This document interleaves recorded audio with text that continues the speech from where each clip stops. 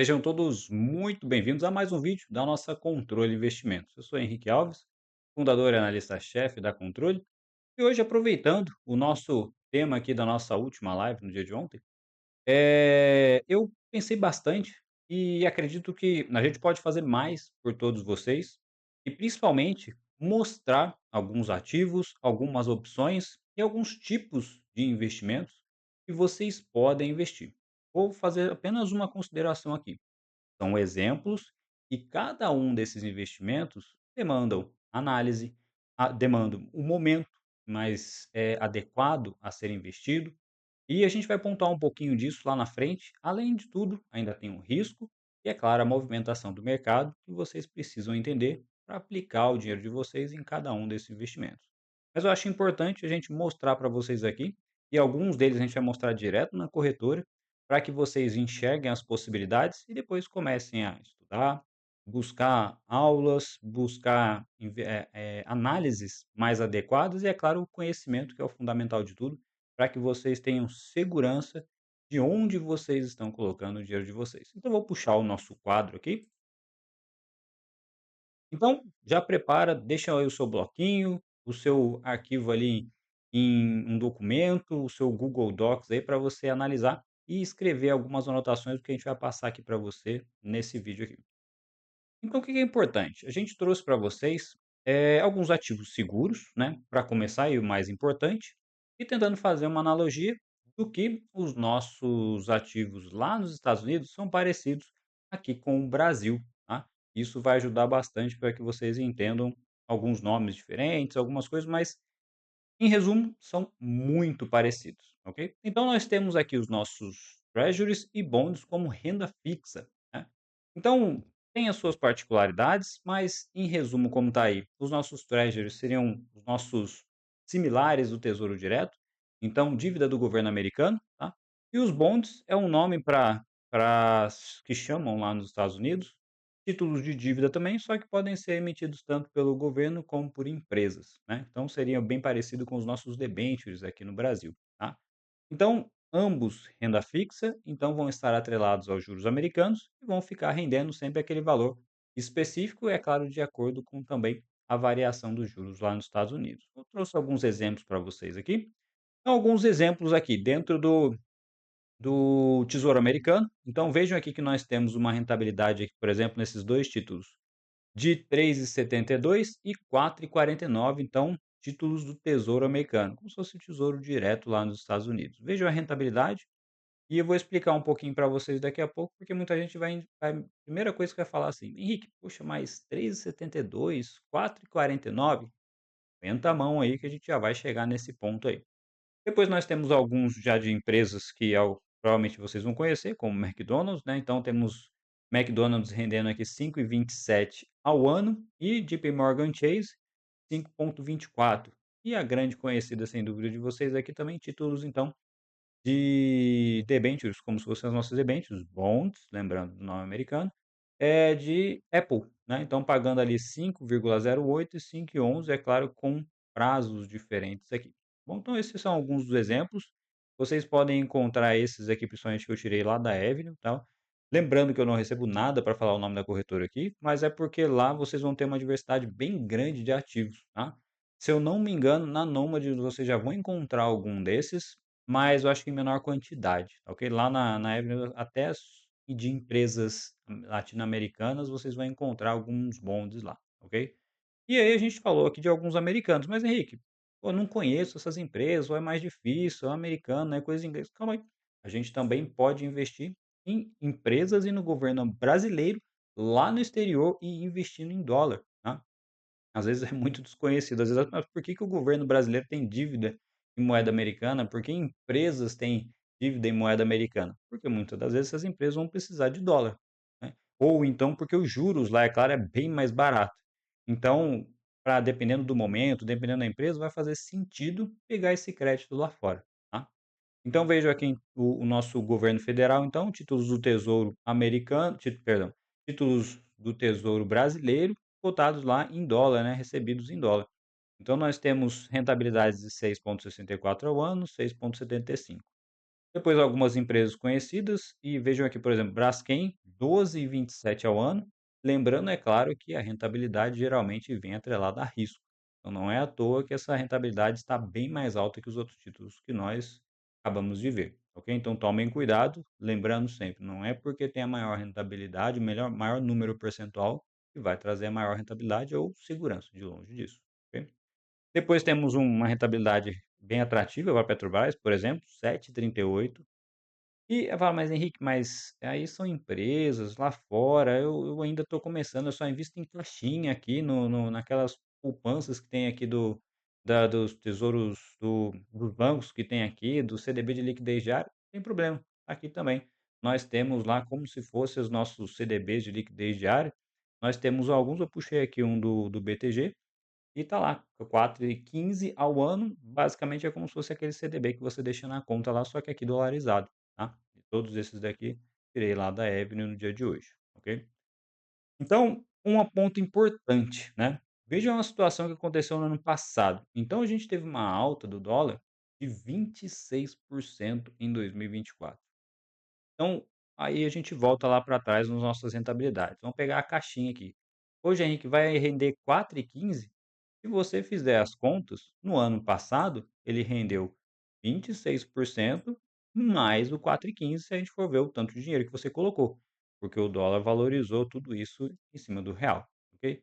Ah, mas Henrique, agora esse ano o dólar está desvalorizando, então a gente saiu lá do 6,20 e está caindo para 6,4, né? De 5,4 o real frente ao dólar. Sim, exatamente isso. Essas contas a gente vai fazendo e o adequado é sempre quando a gente vislumbrar, principalmente, movimento de alta do dólar, esses investimentos ainda vão se tornar ainda mais atrativos, tá? Porque a gente vai ter a rentabilidade da valorização do dólar sobre o real, mais a rentabilidade real lá que o ativo está tendo, tá? Então, essa movimentação é interessante que a gente saiba, e o ponto sempre que a gente lembra é o seguinte: lá atrás, lá em, por exemplo, 2016, a gente tinha dólar a 4,12, 4,18 e todo mundo achava: "Meu Deus, eu não quero comprar dólar a esse preço". Se eu oferecer dólar a 4,18 para qualquer um que está assistindo aqui, vocês vão querer isso na hora. E lá atrás, ainda em 2010, 2012, a gente tinha dólar a 2,30, 2,65. Então, vejam sequência histórica e quando o real de fato parou de cair, de se desvalorizar frente ao dólar. Então, essa, historicamente, é uma diferença que, com o passar do tempo, sempre vai aumentando. E tem uma grande chance disso não mudar. A diferença é que às vezes acelera, às vezes fica um pouquinho mais devagar, às vezes fica estável, retorna um pouquinho a preços anteriores, mas eu arrisco dizer que talvez a gente não enxergue durante aí um bom tempo dólar, por exemplo, abaixo de 5, né? Então, acredito aí, principalmente com a situação que a gente está vendo aqui no Brasil, acho difícil a gente achar dólar 4,9, 4,8 durante os próximos 3, 4 anos, provavelmente, ok? É claro que para a gente falar de moedas é extremamente difícil, não tem como ter bola de cristal. Para mim, é um dos ativos mais difíceis de precificar é moeda, tá? Principalmente a nossa aqui, do dólar versus real, tá? Em virtude de várias coisas que acontecem. Então, a gente vê o hoje e vê o histórico como um todo. Então, a história diz que real continua se desvalorizando ao longo dos últimos anos e provavelmente vai continuar desse jeito, ok? A não ser que uma coisa muito estrutural mude por aqui. Mas, do contrário, a gente mantém nessa estimativa e é interessante a gente ir alocando parte do nosso recurso capital lá, que a história diz que a gente vai ter um retorno bom e o nosso dinheiro vai se mantendo com poder de compra frente à desvalorização do real, ok? Então falamos um pouquinho dessa variação cambial, falamos dos ativos de renda fixa, agora vamos evoluir um pouquinho. Os ativos que para mim é extremamente interessante são os ETFs, com uma ressalva. Muitos analistas, vocês vão ver muitos vídeos falando: "Ah, invista em ETF, é maravilhoso, é isso, é aquilo, compra, compra, compra". Beleza, tudo isso é real. Só que a gente precisa ter uma análise do time, né, do tempo exato, ou de um tempo adequado para a gente investir nesses ativos, tá? Principalmente se a gente lembrar o momento que a gente tem agora. Eu vou colocar daqui a pouquinho ali uma imagem do gráfico americano e vocês vão ver que a gente está bem esticado, subiu bastante nos últimos 5 meses, tá bem forte. E aí eu vou comprar agora, onde está tudo lá em cima batendo as máximas, não faz sentido. Vocês vão demorar um tempo muito grande para ter o lucro necessário e às vezes vocês não vão conseguir ter um lucro adequado para o período que vocês investiram. Então, a gente precisa entender qual é o momento mais adequado, esperar preços bons para a gente fazer os investimentos na hora mais adequada, ser uma operação até bem mais tranquila para a gente passar, e aí ter o lucro adequado pelo período investido, tá. Então lembrem-se disso e não invistam em qualquer momento. Saibam qual é o tempo e qual é o preço adequado para pagar em cada ativo. Essa história que tem muita gente que fala: "Ah, preço não importa, é fundamento". Preço importa sim, se não importasse, você não queria comprar ele barato para vender mais caro. Essa é a situação, né. Então eu comprar em qualquer lugar não é a mesma coisa se eu pegar lá: "Ah, vou comprar um carro 10%, 20% acima da FIP". Vai perder dinheiro, simples. É assim que acontece no mercado financeiro quando a gente não dá importância para o preço, certo? Exemplo simples e direto. Então, temos alguns 3 ETFs aqui, e o ETF, como a gente sempre fala aqui na Controle, ele ele é uma cesta de produtos. Então, aqui no nosso caso, a gente tem o TLT, né, uma cesta de um produto só, basicamente, que é o título do Tesouro Americano de 20 anos. Depois nós temos outro, aqui já pode ser um carrinho de compras, né, como a gente mencionou aqui, porque o VNQ já inclui vários investimentos através de REITs, né, de imóveis lá nos Estados Unidos, então tem vários ativos dentro de VNQ. E SPY, por exemplo, é um ETF que vai estar compondo ali várias empresas americanas, né, lá dentro do índice, americano. E dentro disso, então, nós temos os nossos exemplos aqui. Pessoal, esses são alguns, tem muitos ETFs lá, tá? Então, por exemplo, a título do Tesouro Americano, nós temos esse aqui, TLT, IEF, BIL, XBIL, TBIL, e alguns aqui variam muito a diferença de prazos, tá? Títulos de 1 a 3 meses, de 1 ano, de 7 anos, 20 anos, isso vai variando, tá? De emergentes, né, assim como o Brasil aqui, né, nós temos os ETFs lá no Brasil também, EWZ e EWZS. Nós temos: "Ah, eu quero investir na China, Henrique, mas eu não como é que eu acho as ações chinesas?". Basta às vezes a gente comprar ETFs na China, assim como a gente tem o China 11, se eu não me engano, aqui no Brasil, a gente tem lá o CQQQ, MCHI, FXI, a gente vai estar investindo na China, só que direto lá dos Estados Unidos, né. Depois nós temos alguns de imóveis que a gente colocou aqui, por exemplo, VNQ e VNQI, e temos alguns específicos aqui, então, QQQQ, VOO, que são os de índice, IVV, né, do índice americano, GLD do ouro e Bitcoin. Ah, Henrique, eu não quero comprar criptomoedas, mas eu não me sinto seguro de criar uma conta na corretora, de eu estar fazendo uma carteira, isso é muito difícil. Vai lá no mercado americano e compra um ETF, e aí isso vai poder facilitar o seu acesso a esse tipo de ativo, que às vezes vai ser mais arriscado ou mais difícil lá numa corretora específica, mas através do mercado americano, nada mais que um ativo normal que você vai colocar na sua carteira. E ali ainda tem QQQ, que é outro ativo também extremamente atrativo lá no mercado americano. Tá? Então nós temos alguns aqui, lembrando que os ETFs lá nos Estados Unidos pagam também dividendos, tá? Então é mais uma facilidade que a gente pode estar investindo nesse tipo de ativo e ainda recebendo algo a mais ali em torno com relação aos nossos dividendos, ok? Depois vem as nossas ações dos nossos REITs, tá? Então são ativos que a gente tem uma margem, às vezes, um avanço muito grande de rentabilidade, né? A gente esse ano está sendo muito interessante para a gente lá na Controle Aposentadoria, nossa carteira orientada. Então a gente faz as análises e vocês replicam na carteira de vocês.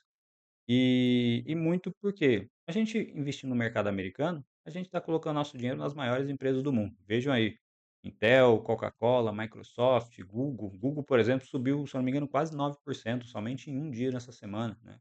A gente chegou até alguns ativos aí com mais de 100% de retorno esse ano porque o mercado americano, ele é voltado para o lucro, para a empresa dar certo, para consumir, né. E fora parte de impostos, fora parte de justiça extremamente segura com relação a vários locais do mundo, então deem uma atenção a isso. É claro, sempre lembrando, investir em renda variável tem risco, né. Tem um momento adequado, tem uma análise adequada, a gente tem que ter o nosso conforto de estar investindo em ativos que nos trazem esse conforto, essa tranquilidade de dormir bem, sem ficar pensando na nossa carteira, porque quando a gente faz investimentos bons, isso aí se reflete diretamente, na nossa tranquilidade, porque a gente sabe que no longo prazo a gente vai ter esse retorno. Então, tomem cuidado, mas vejam, analisem, busquem conhecer mais esses ativos de ações e REITs lá nos Estados Unidos, que faz muito bem para a nossa carteira, tá? É, só para lembrar aqui então, tome muito cuidado com o momento que a gente vive agora. O mercado americano vai ficando bem esticado, andou desde 7 de abril 35% praticamente em linha reta, e aí vai tornando muitos ativos não atrativos nesse momento, com uma gestão de risco muito ruim. Poxa, a gente comprou vários ativos nesse período aqui. Se eu vou comprar aqui agora, depois que subiu tudo isso, não que ele não possa subir, mas ele acaba trazendo, uma gestão de risco ruim e a grande probabilidade de acabar descendo, e aí quando der 5, 6% de prejuízo, pode ficar incomodado e acabar tendo às vezes, um prejuízo, mesmo comprando ativos bons, ok? Então, conhecimento vem antes do investimento, não se esqueçam disso, ok?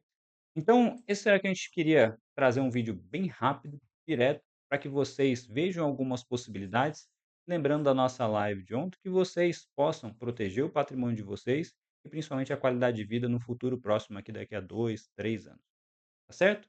Não se esqueçam de deixar o like de vocês aqui, é muito importante para a gente. E além disso, aproveitem aqui e entrem lá no nosso grupo, lá no WhatsApp, coloquem o telefone aí na câmera para pegar o nosso QR Code, nosso grupo gratuito, liberado, e a gente está com muitas análises, muitas orientações, todos os dias lá a gente faz a nossa abertura de mercado, sempre quando tem uma notícia importante a gente coloca lá, para poder deixar vocês cada dia mais bem orientados e principalmente tranquilos com relação ao futuro das finanças de vocês.